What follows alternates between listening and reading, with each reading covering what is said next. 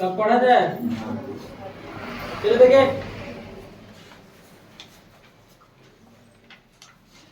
रासायनिक अभिक्रिया प्रकार में देखिए टोटल प्रकार लिखवाते हैं, ठीक है। अब देखिए हम ये पढ़ चुके हैं, एक बार दोबारा संयोजन अभिक्रिया या संश्लेषण अभिक्रिया पढ़ चुके हैं, हाँ। अब वियोजन अभिक्रिया या अपघटन अभिक्रिया भी पढ़ चुके हैं, ठीक है। विस्थापन या एकल विस्थापन अभिक्रिया ये भी पढ़ चुके हैं। उभय विस्थापन या द्विविस्थापन अभिक्रिया ये भी पढ़ चुके हैं, ठीक है। इसमें अपने समूह क्या करता है, अदला बदली करता है। अब हमें क्या पढ़ना है जी, उदासीनीकरण अभिक्रिया। कौन सा अभिक्रिया? उदासीनीकरण अभिक्रिया। बात समझ में आ रहा है? कौन सा अभिक्रिया? उदासीनीकरण अभिक्रिया। उदासीनीकरण अभिक्रिया किससे कहते हैं? देखिए वह अभिक्रिया जिसमें कोई अम्ल किसी का हो भस्म, ठीक है। तो गलती लिख दिया वहां, वो अभिक्रिया जिसमें कोई अम्ल किसी भस्म से के साथ क्या करे, अभिक्रिया कर लवण और क्या बना दे, जल। लवण और क्या बना दे, जल। यहाँ किसी रहेगा, ठीक है। बात समझ में आ रहा? तो सुधार लेंगे, वो अभिक्रिया जिसमें कोई अम्ल किसी भस्म के साथ, बस लिखेंगे किसी, यहाँ खाली लिख दिया है, ठीक है, छोड़ दिया है। किसी भस्म के साथ अभिक्रिया कर क्या बना दे, लवण और जल। तो आप समझिए यहाँ अम्ल और क्या मिले जी, प्लस भस्म, क्या मिले, भस्म, ठीक है। मिलकर क्या बनाए, लवण और लवण प्लस क्या बना दे, जल। लवण और जल बनाता है, तो इसे कौन सा अभिक्रिया बोलेंगे, उदासीनीकरण अभिक्रिया। मतलब वो अभिक्रिया, मतलब ऐसा पदार्थ जो मिल कर क्या बना दे, लवण और जल। मतलब ऐसा पदार्थ जो मिले, ठीक है, वो जो पदार्थ मिले उसमें क्या हो, अम्ल हो और भस्म। जो पदार्थ मिलाएंगे उसमें क्या हो, अम्ल और भस्म। और मिलकर क्या बना दे, लवण और जल बना दे, तो उसे क्या बोलेंगे। अब अम्ल किसे कहेंगे, अम्ल देखिए अम्ल किसे कहेंगे, जो स्वाद में क्या लगता है, खट्टा। वह पदार्थ जो स्वाद में क्या लगे, खट्टा हो, ठीक है, उसे क्या बोलेंगे, अम्ल। अब भस्म किसको बोलेंगे, जो क्या हो, कड़वा हो, जो खाने में क्या लगे, कड़वा। पासन में समझना है, जो चीज खाने में क्या लगे, कड़वा, उसे क्या बोलेंगे, भस्म या क्षारक भी बोलते हैं, दूसरा नाम। पासन में है तो अम्ल मतलब जैसे समझे इमली हो गया, नींबू हो गया, ये क्या है, अम्ल। भस्म में कहा जाएगा, जिस भस्म में जैसे करेला हो गया, करेला क्या होता है, कड़वा होता है। नीम का पत्ता खाते थे कभी, उसका जूस बना के पिए हैं, ठीक है, ऐसा होता है। तो नीम के पत्ता भी क्या हो जाता है, नीम वो भी क्या होता है, कड़वा लगता है। दवाई क्या होता है, कड़वा लगता है। वो सब क्या किस में आ जाएगा, भस्म में आ जाएगा। और लवण का मतलब क्या, जो नमकीन लगे, जो क्या लगे, नमकीन, ठीक है, उसे क्या बोलते हैं, लवण, ठीक है। और आप तो समझते हैं कि जल तो आप तो पीते ही है, बात समझ रहा है। तो अम्ल और भस्म मिलकर क्या बना दे, लवण और जल बना दे, तो उसे कौन सा अभिक्रिया बोलेंगे, उदासीनीकरण अभिक्रिया। बात समझ में आ रहा है। जैसे मान के चले HCl, ये क्या है, अम्ल है, HCl क्या है, अम्ल। प्लस NaOH का है, भस्म है, NaOH का है, भस्म। ये दोनों मिलेगा तो क्या बनाएगा जी, NaCl प्लस H2O। बात समझ में आ रहा है। कार्बन देखिए यहाँ, एक का मिल गया अम्ल, एक का है भस्म, मिलकर क्या बनाया, दोनों क्रिया किया तो क्या बनाया, NaCl, मतलब नमक बन गया, ये लवण बन गया, क्या बन गया, जल। बात समझ रहा है। तो अम्ल और भस्म मिलकर क्या बना दे, लवण और जल बना दे, तो उसे कौन सा क्रिया बोलेंगे, याद रहेगा। जिस सब क्रिया में अगर कोई समीकरण दे दे, कह दे कौन सा क्रिया हो रहा है, तो हम देखेंगे अम्ल है और भस्म है, मिलकर क्या बनाया, लवण और जल बना दिया, तो कौन सा क्रिया बोलेंगे इसको, उदासीनीकरण क्रिया। याद रहेगा, बोले। तो उदासीनीकरण क्रिया किसको बोलेंगे, जिसमें अम्ल और भस्म अभिक्रिया करके लवण क्या बना दे, जल। अम्ल और भस्म अभिक्रिया करके लवण और जल बना दे, उसे कौन सा अभिक्रिया बोलेंगे, उदासीनीकरण क्रिया। देखिए यहाँ जैसे में, देखिए यहाँ जैसे में HCl हाइड्रोक्लोरिक अम्ल, NaOH का है सोडियम, ठीक है, सोडियम हाइड्रोक्साइड है, ठीक है। तो ये देखिए लिख दिया एक में सब। एक का HCl का हाइड्रोक्लोरिक अम्ल है, ठीक है, हाइड्रोक्लोरिक अम्ल ये इसमें लिखेंगे, ठीक है, इसका है हाइड्रोक्लोरिक अम्ल। NaOH का है सोडियम हाइड्रा ऑक्साइड क्लोराइड, एक इधर उधर लिख दिया। इसका है HCl मतलब हाइड्रोक्लोरिक अम्ल हो गया, NaOH मतलब का सोडियम हाइड्रोक्साइड हो गया, इसका हो गया। अब NaCl का है सोडियम क्लोराइड, ठीक है, NaCl का बोलते हैं सोडियम क्लोराइड, नमक है, ठीक है, H2O का है जल है। तो ये एक में मिला दिया, ठीक है, इस लग रहा है कि इसका है, ठीक है, तो ये अलग कर लेंगे, बात समझ में रहा है, अलग हो जाएगा। ये अलग है, ये इसका है, बात समझ में रहा है, हाइड्रोक्लोरिक अम्ल, ठीक है। आई का है सोडियम हाइड्रा ऑक्साइड, आई का है NaCl का है सोडियम क्लोराइड, मतलब इसका हिंदी रूप ये होता है, बात समझ में रहा है। NaCl का बोलेंगे सोडियम क्लोराइड, बात समझ में रहा है, जिसको हम बोलते हैं नमक। H2O मतलब का हो गया, ये जल हो गया। तो अम्ल एक का है अम्ल है, एक का है भस्म, दोनों मिलकर क्या बना दिया, अम्ल लवण और जल। तो उसे क्या बोलेंगे, कौन सा क्रिया बोलेंगे, उदासीनीकरण। यहाँ भी देखिए ये भी क्या है, देखिए अम्ल है, एक का है भस्म, दोनों अब क्रिया करेंगे, देखिए ये बना रहा है लवण और जल बना रहा है, ठीक है, तो एक का कौन सा क्रिया होगा, उदासीनीकरण क्रिया होगा, बात समझ में रहा है।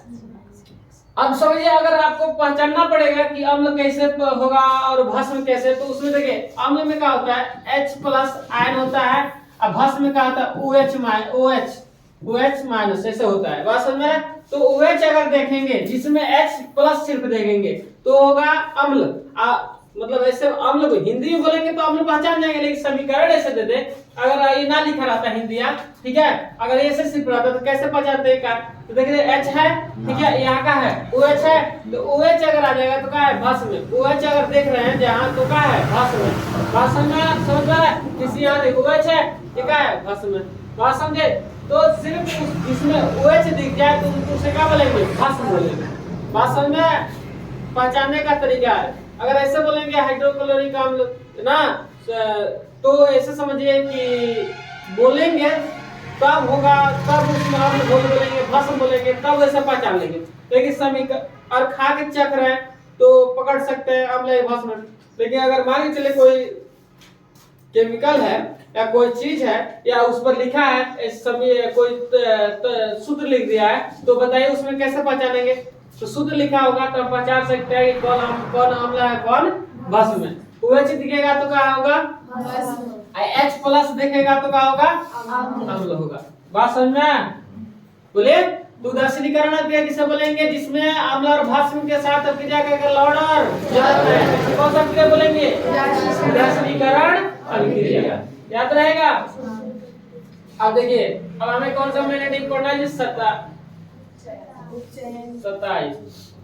कौन सा क्रिया, उपचयन या ऑक्सीकरण अभिक्रिया। देखिए नाम दो है, काम एक है, उपचयन या ऑक्सीकरण अभिक्रिया, ठीक है, उपचयन करिए चाहे ऑक्सीकरण अभिक्रिया करिए, दोनों एक ही है, ठीक है। बहुत लोग बोलते हैं ऑक्सीकरण अभिक्रिया किसे कहते हैं बताइए, या उपचयन अभिक्रिया किसे कहते हैं वो बताइए। अरे उपचयन वैसी रासायनिक अभिक्रिया है, उपचयन वैसी रासायनिक अभिक्रिया है जिसमें किसी तत्व या यौगिक से अभिक्रिया का संयोग होता है। अब यौगिक से ऑक्सीजन का संयोग होता है, सही है। चलिए, उपचयन वैसी रासायनिक अभिक्रिया है जिसमें किसी तत्व या यौगिक से ऑक्सीजन का होता है संयोग। तत्व किसे कहते हैं पता है, तत्व किसे कहते हैं पता है, टोटल कितना तत्व 118, ठीक है। तो तत्व का होता है एक सिंगल का होता है, तत्व का होता है एकदम सिंगल, जैसे oxygen, sodium, nitrogen, carbon, nitrogen, ये सब का है तत्व है कि नहीं है। अब बताइए C लिख दिए, सिंगल है कि नहीं है। अब बताइए Na लिख दिए, भी सिंगल है, अकेले पाया जाएगा। जो इंसान अकेले पाया जाएगा उस किसके रूप में हो जाएगा, तत्व में क्या होता है, अकेले पाया जाता है। लेकिन यौगिक का होता है ये मिलजुल कर आता है, ये यौगिक का होता है मिलजुल के, मतलब ये सूत्र के रूप में रहता है। किसके रूप में रहता है, सूत्र के रूप में। जो सूत्र जो सूत्र के रूप में होगा उसे क्या बोलेंगे, यौगिक। जैसे CO2 आप देख रहे हैं, CO2 का हो गया यौगिक है, भाषा में CO2 का है यौगिक है कि नहीं है। अब बताइए H2O बताइए यौगिक है, नहीं है। H2O जल का सूत्र नहीं है। NaCl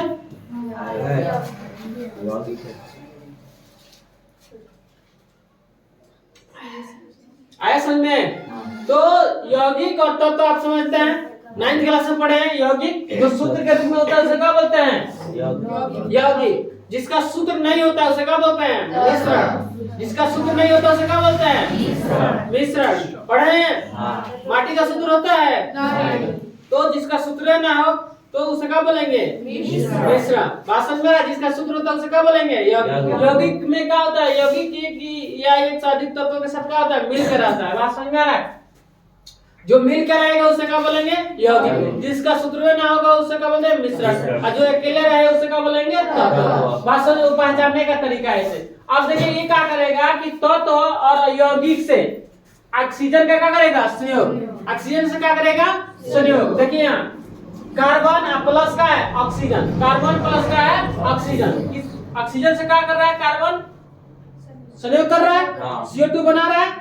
बात समझ में आ रहा है? जिसे ये लिखा है कि तत्व और या यौगिक से, तत्व हो या यौगिक, उसके साथ क्या करेगा? दोनों के साथ ऑक्सीजन का क्या होगा? संयोग होगा। दोनों ऑक्सीजन के साथ क्या होगा? संयोग। मतलब दोनों ऑक्सीजन के साथ क्या करेगा? मिलेगा। तत्व के रूप में होगा तो भी ऑक्सीजन के साथ मिले संयोग करेगा।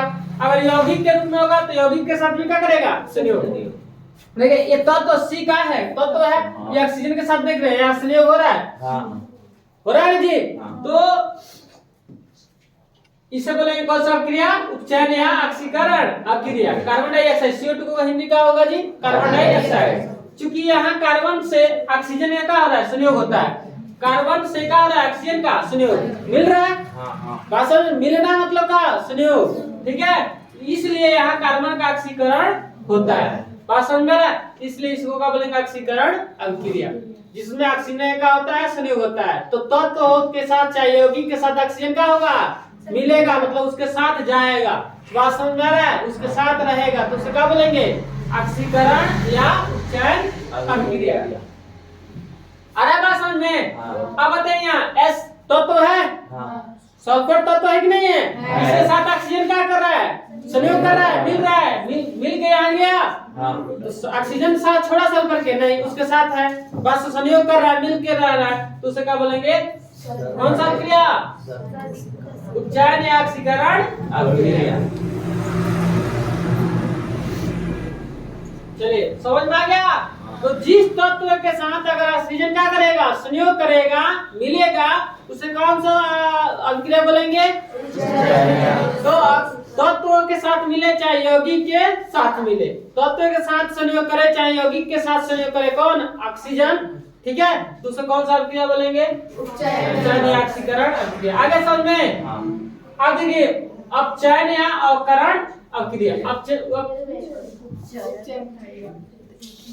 अपचयन या अवकरण अभिक्रिया। अभिक्रिया छोड़ दिया, लिख लीजिएगा, ठीक है? लिख लेंगे, लिख लीजिएगा। तो अपचयन या अवकरण अभिक्रिया, इसमें क्या होगा? अपचयन ऐसी रासायनिक अभिक्रिया है जिसमें किसी यौगिक से ऑक्सीजन का क्या होता है? निष्कासन। अब निष्कासन होगा, ठीक है? ऑक्सीजन का होगा निष्कासन, मतलब उसको क्या किया जाएगा? हटाया जाएगा। निष्कासन मतलब उसको वहां से हटाया जाएगा। किसको? ऑक्सीजन का निष्कासन होगा। किसका निष्कासन होगा? ऑक्सीजन का। आप देखिए यहाँ जैसे में देखिए, जैसे CuO। अब बताइए CuO यौगिक है कि नहीं है? है। Cu मतलब कब पर? O मतलब ऑक्सीजन ना। तो बताइए दोनों मिलके हैं तो किसके रूप में है जी? सूत्र के रूप में, मतलब एक है यौगिक है। तो वही यहाँ परिभाषा, यौगिक से क्या होगा? ऑक्सीजन का निष्कासन। तो यौगिक से यौगिक है कि नहीं है? है। अब बताइए अब ये हाइड्रोजन के साथ क्या कर रहा है? मिल रहा है। हाइड्रोजन के साथ क्या हो रहा है? मिल रहा है। तो इसमें क्या होगा? ऑक्सीजन हट जाएगा, ऑक्सीजन को हटा देगा। तो यौगिक ये है और यौगिक से ऑक्सीजन में क्या किया जाएगा? हटा दिया जाएगा। तो यौगिक से ऑक्सीजन हट गया है, देख रहे हो वहाँ हटा है। तो यौगिक से ऑक्सीजन को हटा दिया जाएगा, मतलब अवकरण, ऑक्सीकरण, ऑक्सीजन निकल रहा है, ठीक है? ऑक्सीजन क्या कर रहा है? निकल रहा है, मतलब उसी को बोलेंगे निष्कासन। निकालना मतलब का? निष्कासन। तो यौगिक से निकाल दिया गया है। उधर देख रहे हैं Cu अकेला हो गया, Cu का साथ छोड़ दिया ऑक्सीजन। अगर समझे, बार बार समझा रहा है, अगर ऑक्सीजन मिल के रहे, अगर उत्पाद में देखेंगे ऑक्सीजन मिल के रह रहा है, ठीक है? तो होगा कौन सा? उपचयन अभिक्रिया, ठीक है? अगर अयौगिक के साथ, मतलब पहले साथ से ऑक्सीजन, अगर वो साथ छोड़ रहा है तो क्या हो जाएगा? अपचयन। बात समझ में आ रहा है? ऑक्सीजन अगर मिल कर आ रहा है तो उपचयन, अगर ऑक्सीजन साथ छोड़ रहा है तो क्या? अपचयन। बात समझ में आया? देख रहे हैं, छोड़ा है तो यहाँ भी देखिए Zn, अब वो Zn के साथ वो है ना जी, अब इसके साथ निकल जाए, इसका साथ छोड़ दे रहा है, निकल रहा है इसके साथ, इसका साथ छोड़ के यहाँ से चल गया CO के साथ। बात समझ में आ रहा है? तो ये कौन सा क्रिया हो जाएगा? अपचयन। कौन सा क्रिया? अपचयन। जैसे में एग्जांपल में देखिए, समझ में आ रहा है कि ना? आ रहा है। बस ऑक्सीजन का अगर संयोग होगा तो कौन होगा? उपचयन। अगर ऑक्सीजन का क्या होगा? निष्कासन, निकाला जाएगा तो क्या होगा? अपचयन। ठीक, बात समझ में आया? अगर आपका दोस्त, समझिए इसे, अगर आपका दोस्त आपके साथ में है, अगर आपका दोस्त हमेशा आपके साथ में रहा तो किसमें होगा? अगर आपका दोस्त साथ में है, अगर साथ में है, कोई ऐसा मुसीबत है, साथ में छोड़ दिया, भाग गया, तो बताइए अब वो क्या हो जाएगा? तो वैसे ही ऑक्सीजन है, साथ में रहेगा तो उपचयन, अगर साथ छोड़ेगा तो क्या हो जाएगा? बात समझ में? देख रहे हैं, साथ, इसके साथ साथ छोड़ दिया, इसके साथ साथ से छोड़ दिया होगा।